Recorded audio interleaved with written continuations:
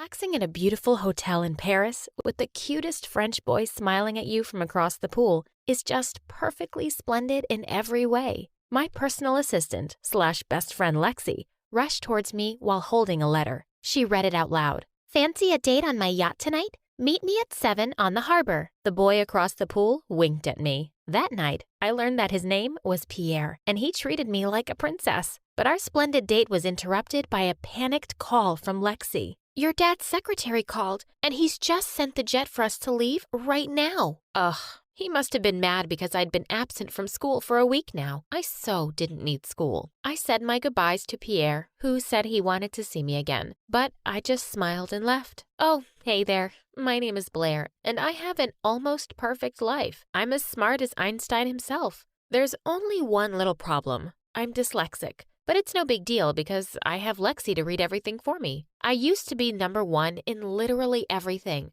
but things took a wild turn when a foreign exchange student joined our class. Please hit that subscribe button before I tell you my whole story. The next day, my limo dropped Lexi and me off at our school, a very expensive private one, where only families with a net worth of at least $1 billion can attend. "Blair, watch out!" I screamed when I saw an angry dog charging towards me. What was it doing here? Pets aren't allowed. Francesca, my arch nemesis, picked it up while laughing at me. "Good boy," she whispered, but I heard it. This insecure brat always found a way to ruin my day. "Oh, hey, Blair. I'm giving out our newest luxury product, this $1 million perfume, for free. I thought you might need one." "Thanks, Francesca, but I'd rather donate it to charity." The principal appeared and got angry when she saw her dog. "Our dog mansion with 10 floors is currently being renovated, so my baby needs to roll with me." Ugh, what a show-off. The principal shut her mouth when Francesca gave her a stupid perfume, too. In the middle of class, I suddenly forgot how to breathe when the most gorgeous boy that I'd ever seen walked in. "Everyone, I would like you all to meet Terrence, a foreign exchange student from Korea, and he will be with us for this school year." We were all speechless as we looked at him. Francesca immediately offered her seat, but Terrence just headed quietly to the back. Our math teacher then started the discussion and suddenly asked us to solve the area of a stadium on our tables. Such a no-brainer. The answer is, it's 69,963 square meters. We all turned to Terrence like we'd seen a ghost. He'd answered before me. Like, how? After class, all the girls flocked around him, including Lexi. I tried to smile at him too, but he didn't smile back. What a snob. I snatched Lexi away from him and told her to cut it out. "Do that again and I'll fire you." "Oh, come on, Blair. He's literally perfect. He's like Lee Min-ho." "He's not my type."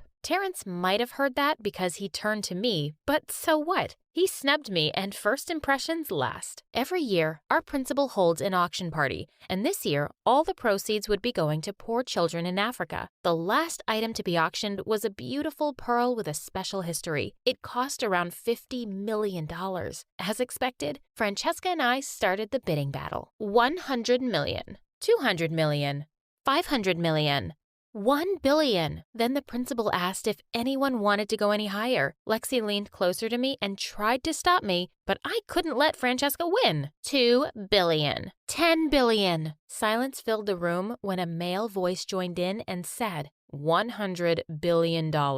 Everyone turned to the back. It was Terrence again. He really was something else. The principal declared, "Wow, that's a new record. Sold." My eyebrows shot up when I saw Francesca offering him a handshake in a flirty way. Lexi said, "I think you two look better together." Ew, stop that, Lexi. He's a snob and only loves his phone. During our finals week, as usual, I took a special oral exam because of my reading condition. When the results came back the next day, the blood drained from my face when I didn't see my name at the top spot. It was Terrence. He hadn't even been in our school a full year. Then Francesca appeared from nowhere and said, "Just accept the fact that you're a loser now, Blair." I asked Lexi to do some research on Terrence. I needed to know what was up with him. He seemed like the love child of Einstein and Bill Gates. One day, while I was rushing to the toilet, I bumped into him and tripped over. Geez, His chest was as hard as a tree. I looked up at him and met his cold, brown eyes. I was expecting him to offer his hand, but the jerk skipped past me like I was trash on the floor. I'd never felt so humiliated. It was the first time a guy had ignored me. Lexi came to the rescue and helped me to my feet. He helped me when I tripped out of my helicopter yesterday. Sorry, girl, but you're not his type. Francesca's comment made me furious. Thank God Lexi calmed me down, or else. During lunch, Lexi told me that she'd finally finished her research on Terrence. He was a young CEO in Korea, and his company develops games and software. That's why he's always on his phone. So, he's a self-made billionaire. Interesting. I was on my way to our campus's art center one time, and I stopped when I saw a board ahead. It had some words on it. Francesca and her friends were right behind me, but I didn't want to ask her for help, so I tried to read it myself. It seemed to be saying something about a vacation. I ignored the sign and continued walking. Suddenly, the ground under me collapsed. Someone caught me right on time before I was buried alive. I looked up to see my savior. It was Terrence. He let me go and dusted his uniform off. Don't you know how to read? It says deep excavation ahead. I have dyslexia. Anyway, thanks for saving my life. Just be careful next time. My heartbeat was still going fast as I watched him walk away. A few days later, the principal announced the annual competition between private schools called the Battle of the Brains. I was so ecstatic when I was picked again to represent our school. I always aced it. The problem was the competition would be all about teamwork, so I needed a partner. And Terrence was picked. Lexi came up to me and said, "Oh my God, I ship you both. This is going to be fun." I ignored Lexi's stupid comment and told Terrence to meet me in the music room. We needed to talk about the competition. While I was waiting for him, I started playing the piano. I couldn't finish the song because I forgot the keys. Just in time, he arrived and continued for me. We were so close to each other and it felt really weird. I was about to move, but the way he played was hypnotizing. I flinched when I felt a spark as our fingers touched. He looked down at me after he finished playing. That's how you do it. I don't need piano lessons right now. We need to plan a strategy. Just focus on the spelling. Memorize the letters of the longest words, and we'll be fine. Don't underestimate me, Terrence. How about you? Are you going to study? The dummy answered me with a poker face and left the room. Sometimes I really hated his guts and his gorgeous face. And seriously, he was so confusing. The competition day finally came and we were totally silent during the ride. He later fell asleep on my shoulder and I went stiff as a board. Should I move my shoulder or should I let him sleep in peace? The limo passed over a rough road which woke him up. He looked up at me and I immediately looked away. Can you, scoot over? You're in my personal space. My heartbeat went back to normal when he moved. I was so nervous during the game, but as expected, we made it to the final round. Terrence won the versus round against another boy, and then it was my turn. I needed to win this so we would be the winners already. I was shocked when the announcer said that it was a spelling round. Oh no. Spell supercalifragilisticexpialidocious. Terrence gave me an encouraging look. I focused and wrote down all the letters according to my memory. I felt like passing out from nervousness when I slowly raised my answer. Correct. I jumped around in happiness and found myself hugging Terrence. When I realized what I was doing, I immediately pulled away. He then patted my head and smiled at me for the first time. And I must admit, he looked even more gorgeous. You did great. Well,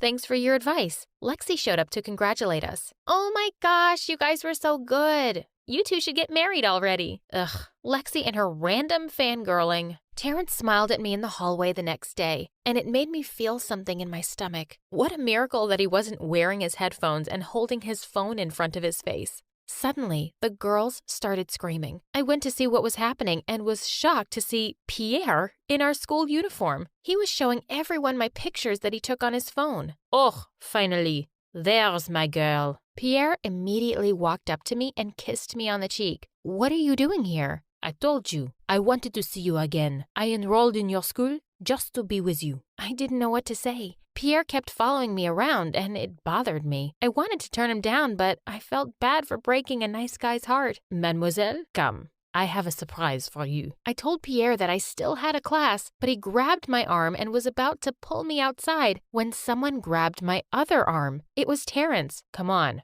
we're running late already. Everyone stopped in their tracks to watch. Terrence and Pierre were glaring at each other, and there I was, looking like a statue between them. neither of them wanted to let me go, and it was so awkward. I caught Lexi's eye and gave her the signal to help me. She acted like she sprained her ankle and purposefully fell on Pierre. Lexi then winked at me as Pierre turned to help her. She was the best. I didn't know how to get rid of Pierre over the next few days. Terrence started avoiding me too. Once, when I went into class, Pierre winked at me and told me to come and sit next to him. I said, "Pierre, I just want to be clear that you're not my boyfriend." Yet. That night, Francesca threw a party on her own private island and invited everyone. I didn't want to go, but Pierre was so persistent. During the party, he was telling me about his plan to buy a resort in Paris. He was talking nonstop while all I could think about was Terrence. I wished he was here. I signaled Lexi to start our plan. I excused myself to the restroom as she came over and I let her entertain Pierre. I sneaked out and found myself in a beautiful garden.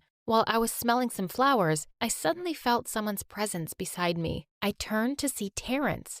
"You're here. I didn't think you'd come." "Francesca came over to my place yesterday and invited me." "What?" I wanted to ask him what else she did at his place, but I chickened out. He was looking up at the sky and suddenly a snowflake dropped on his forehead and he slowly closed his eyes. It was a beautiful moment, and I just found myself staring. "It's the first snow of the year." "Oh. Is it?" He seemed to be so happy about it, and I wondered why. "Where's your boyfriend?" "He's not my boyfriend. I just met him in Paris last time I was there." "I'm relieved." "What do you mean?" The snow continued falling over us. He stepped closer and suddenly kissed me on the forehead. "I like you, Blair." I wasn't expecting that. My heartbeat was so loud I was shaking. Moments later, I finally gave in to my attraction. I think I like you too." "Let's get out of here." I told him that only my dad had access to our helicopter, but he just gave me a smug smile and said, "That's not a problem." Did he plan ahead or what? The helicopter flew us to a beautiful place, and while we were enjoying the marvelous view beneath us, I felt his hand holding mine. It gave me an electric feeling. I'd never felt this way before. After our helicopter date, he brought me to this Korean restaurant and made me taste their delicious specialties. We fought over the bill, and he won and paid for it.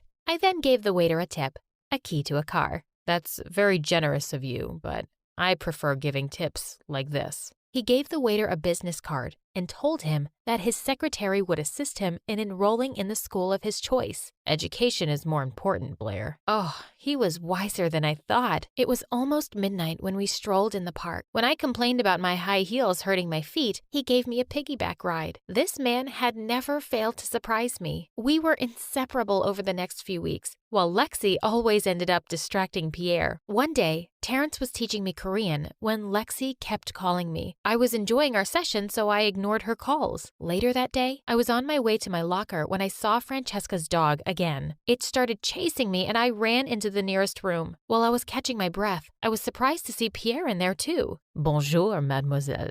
Miss me?" Before I could react, he suddenly kissed me. I was so shocked that I couldn't move. I slapped him and walked out to look for Lexi, but I couldn't find her anywhere. She wasn't answering my calls either. Where was she when I needed her? The next day, everyone was looking at me like I'd done something terrible, which I apparently did because an anonymous account had posted a picture of me kissing Pierre on Instagram. No, it was all a mistake. I asked Lexi about it, but she was so mad at me. What did I do? That pervert made a move on me. You weren't there when I needed you because you only care about Terrence now. Lexi, I'm so sorry. Please don't do this to me. You're my best friend. No, Blair, I'm just your personal assistant. Oh, not anymore, because I'm resigning. I was crying as she left me. I looked for Terrence and found him in the music room. Terrence, it's not what you think. Let me explain. "I don't deal with cheaters." I tried to convince him, but my heart broke when he said, "Get lost, Blair. I don't want to see you again." I was totally miserable after that. My best friend and boyfriend were ignoring me, and everyone was calling me a cheater. One day, I passed out in my room because I hadn't eaten all day. When I opened my eyes, the first thing I saw was Lexi. Thank God you finally woke up. You had me so worried. Are you okay? How can I be okay when you hate me now? Oh my God, stop. I'm not used to seeing you cry. Lexi then told me that she overheard Francesca and Pierre talking about their plan to set me up. I knew it. I need to talk to Terrence. She then looked away and said, he went back to Korea this morning. What? Are you freaking serious? I felt like someone had thrown cold water on me. She just bowed her head and avoided my eyes. Why so soon? Is this a prank? I'm so sorry, Blair. I already told him the truth, and he believed me, but he still left. No, this can't be happening. I tried to get up, but Lexi told me that my doctor had advised that I shouldn't leave bed yet. I called Terrence, but his phone wasn't on. I checked his social media accounts and confirmed that he was already back in Korea. I just wanted to sleep and hope that it was all a dream. The next day, I woke up to Lexi's scream. She pulled me out of bed and dragged me outside. There was an unfamiliar jet landing outside. A handsome boy then stepped out, and I swear, my heart jumped with joy when I realized who it was. I ran up to him and hugged him. He apologized for doubting me and for not telling me about him leaving. I just needed to finish my surprise for you. He then showed me an app on his phone. You can download this from the App Store. I've specially developed this for dyslexics. Oh my God, this is amazing. I love you, Terrence. I love you more, my Blair. I was so over the moon when he finally kissed me. Another cute Korean guy came out, and Lexi looked like she just peed her pants. Terrence introduced him as Andrew, his brother, and Lexi started jumping in excitement. Thank God you have a brother. Terrence and I just laughed as we held each other's hands.